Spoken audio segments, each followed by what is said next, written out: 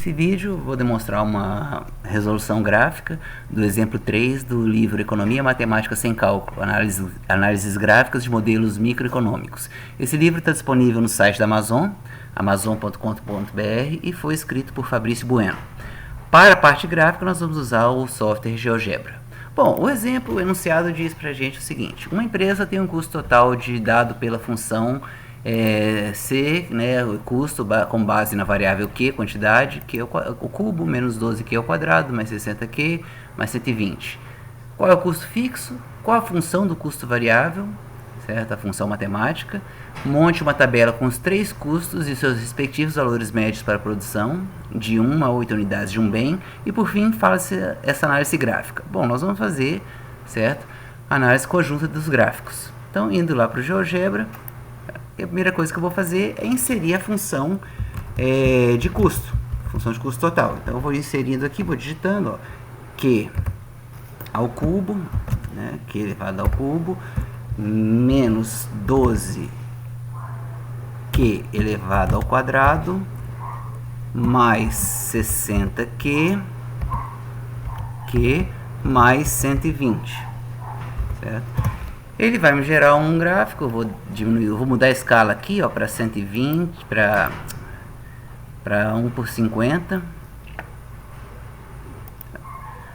certo? Vai gerar esse gráfico novamente. A gente já afirmou em vídeos anteriores. Embora matematicamente essa função possa ter valores negativos, do ponto de vista microeconômico isso não faz sentido, né? Uma quantidade negativa de produção.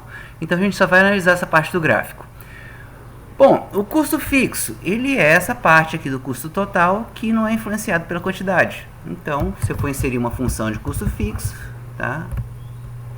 Vamos manter certa anotação de sempre usar funções, é igual a 120, certo? Vai gerar uma reta aqui em 120, porque independente da quantidade vai ser sempre 120 o custo fixo. O custo variável, eu preciso digitar a função de custo variável? Não, eu só preciso fazer o seguinte, ó, o custo variável de Q é igual ao custo, né, menos o custo fixo. Ele automaticamente vai, tá? É claro que assim, que ele poderia, a gente pode pensar, não vai ter o 120, vai anular. Sim, mas o GeoGebra ele mostra assim a função como um todo, né? O 120 menos 120 vai dar zero. Então, observe até aqui, ó, o que acontece. O gráfico do custo fixo, o custo total, tá? Quando eu clico nele aqui, na função, ele ganha destaque, certo? Ele tem esse formato, tá? O custo variável, ele tem o mesmo formato, tá? Mas ele tá um pouco abaixo. Por quê? O custo variável, tá? Somado ao custo fixo, aí sim que ele vai dar o custo total. Então essa curva aqui, tá? Para alcançar essa, a gente somaria, né, o 120, que é um deslocamento para ela chegar, tá? Elas se encontrarem, certo? Então o custo variável vai ter a mesma tendência do custo fixo, o custo total, perdão, só que um pouco mais abaixo. E no infinito elas tendem a se encontrar, certo? Porque à medida que a quantidade for crescendo, o custo fixo vai ficando cada vez mais irrisório, certo? Então elas tendem a se encontrar.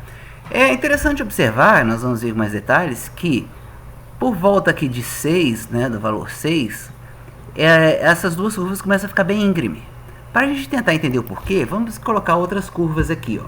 Vamos colocar o custo variável médio, que é o que? O custo variável dividido pela quantidade de unidades que eu produzi, certo? E também vamos botar o custo variável marginal, que é o que? Quando eu tenho 5 produtos sendo produzidos, na hora que eu for produzir o sexto, qual que é o aumento do custo desse sexto produto? Esse é o custo variável marginal, certo? Como é que a gente pode representar isso aqui? Bota lá o custo variável para um valor Q, menos o custo variável para um valor Q menos 1, certo? Então, se eu quero saber o custo marginal de 6, eu pego o custo de 6 menos o custo de 5, certo? E gero o gráfico.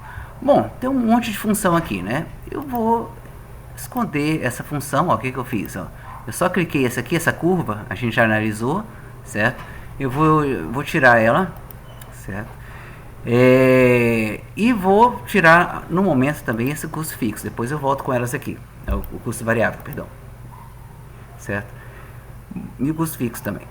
Então olha só, quando eu tenho aqui o custo médio, tá? Ele tá, uma parábola, certo? Com cavidade para cima, então ele tem um valor mínimo, e o custo variável médio, variável marginal, certo? Ele também é uma parábola, né, com um valor mínimo um pouco menor, certo? Bom, o que acontece? Quando o custo variável médio ele está diminuindo, por que está acontecendo isso? Porque o custo marginal, tá, variável marginal, ele está decrescendo. Tá? Já demos esses exemplos em vídeos anteriores, né, explicando a razão. Então, nas primeiras unidades que eu estou ocupando a capacidade ociosa de produção, para aumentar a produção, o custo vai diminuindo cada vez mais, certo? E aí, o que acontece? Quando o custo variável marginal diminui, ele puxa o custo variável médio para baixo, certo? É o que está acontecendo aqui, ele está diminuindo, o custo variável médio também diminuindo. Quando o custo variável marginal chega no valor mínimo, tá, que é aqui na base dessa parábola, aí o que acontece? Ele para de trazer, né, diminuir de forma mais íngreme o custo variável médio, certo? Mas mesmo assim, como ainda é menor que o custo variável médio, tá, ele mantém o custo variável médio num pequeno declínio, certo? Quando ele iguala ao custo variável médio, que é esse ponto aqui, vamos ver que ponto que é esse, ó, essa interseção. Essa interseção ocorre em 6,5, né? Supondo que a nossa mercadoria possa ser quebrada, né? Digamos assim, se não pode, a gente poderia arredondar para 6 ou para 7, certo? O que acontece? Nesse ponto, eu alcanço o custo variável médio, alcança o custo variável marginal, alcança o custo variável médio, certo? Então, o que acontece? Esse é o valor mínimo que o custo variável médio vai ter. A partir daqui, o custo variável médio vai aumentar. Por quê? O custo variável marginal está maior que ele, vai puxar ele para cima. Exatamente nesse ponto, a curva de custo variável começa a se tornar mais íngreme. Até aqui ela era íngreme, depois ela foi ficando perdendo bastante a inclinação, e a partir de agora ela vai começar a disparar. O mesmo comportamento tem o custo variável total, certo? Então esse é um ponto chave de produção, certo? Não sabemos se tem que parar a produção aqui, que a gente não analisou a receita ainda, certo? Mas graficamente, saber reconhecer esse ponto aqui como um ponto que eu tenho que repensar se vale a pena continuar produzindo ou não, é crucial nós conhecermos, certo? No livro vocês têm a tabela desses exemplos aqui com vários valores, para poder fazer uma análise um pouco mais aprofundada. Mas essa é a maneira da gente inserir essas funções, certo? E fazer uma interpretação gráfica das mesmas.